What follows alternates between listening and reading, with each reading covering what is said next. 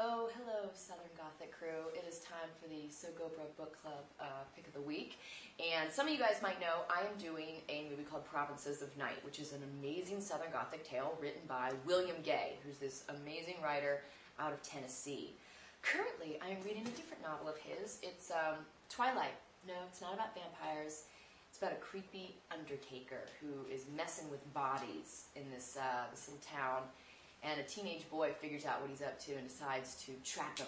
And so where we are currently in the book, this boy, Kenneth Tyler, has snuck onto the Undertaker's property and is creeping around the house when the Undertaker pulls up. And so the boy's kind of hiding in the shadows, watching what this Undertaker's up to. So, the boy's name, Kenneth Tyler, the Undertaker, Fenton Breese. Breese was standing behind the Lincoln, a tan leather briefcase by his side. He had a set of keys in his hand, unlocking the trunk lid. He raised it and set the briefcase carefully inside and slammed the lid. He stood for a moment, as if abstracted by some new notion, then strode purposely to the back door of the house and withdrew yet another set of keys and unlocked the door of the house and went inside and pulled the door to after him. Tyler didn't plan his next move or even think about it. There was just something in the careful way Breese had stowed away the briefcase. If Tyler had thought about it, he wouldn't have done it, but the keys were in the trunk of the Lincoln, and in an instant he had darted across the carport and wrenched up the trunk lid and seized the briefcase. He was already fleeing with it when the door of the house opened and the Undertaker came down the steps. Tyler was running full tilt up the grassy slope toward the line of trees, with the briefcase swinging choppily along, and his shirt blown out, cartoon-like behind him, like some half-crazed and ill-dressed commuter chasing a fleeing train. He was holding his breath, expecting the crack of a gun and buckshot snarling about him like angry hornets. But all that came was the hoarse cry, like the cry of some wounded animal, hopelessly snared, a strangulated shriek of outrage or despair. Once he reached the cover of the trees, he kept on going, crashing through the brush, with saplings whipping past him and his breath coming ragged. And when he thought how ludicrous the picture of portly Fenton Breese, leaping brush and fallen trees, he stopped and he sat on a stump to catch his breath.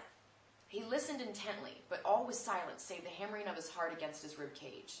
He sat for a time staring at the briefcase. He had to see what manner of beast he had here.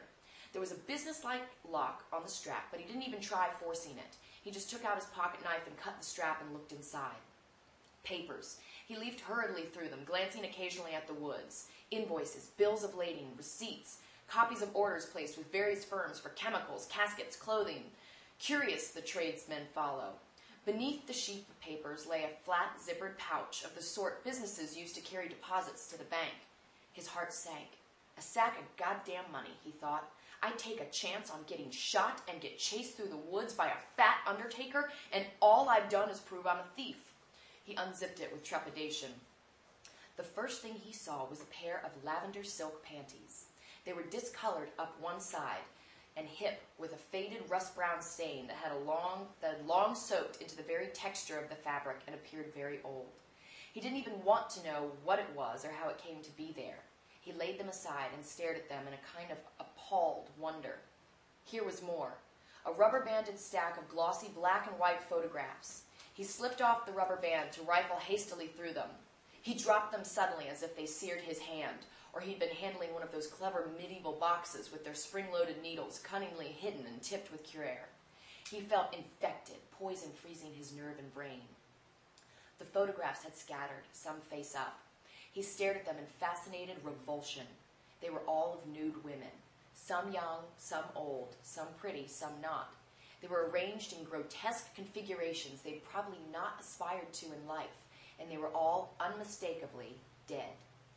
Legs spread flagrantly, some grouped in mimicry of various acts of sexual congress, their faces painted in carmine smiles, their weary eyes, their sagging flesh. He'd used some sort of timer with the camera, for here was Breese himself, nude and gross and grinning, capering gleefully among the painted dead. He picked up the photographs carefully by their edges and replaced the rubber band and just sat holding them. What to do with them? These trading cards from beyond the river Styx, picture postcards mailed from hell. There you go, guys. It is gross, gross, gross, right? All right, pick it up. We'll read it together. Till next time.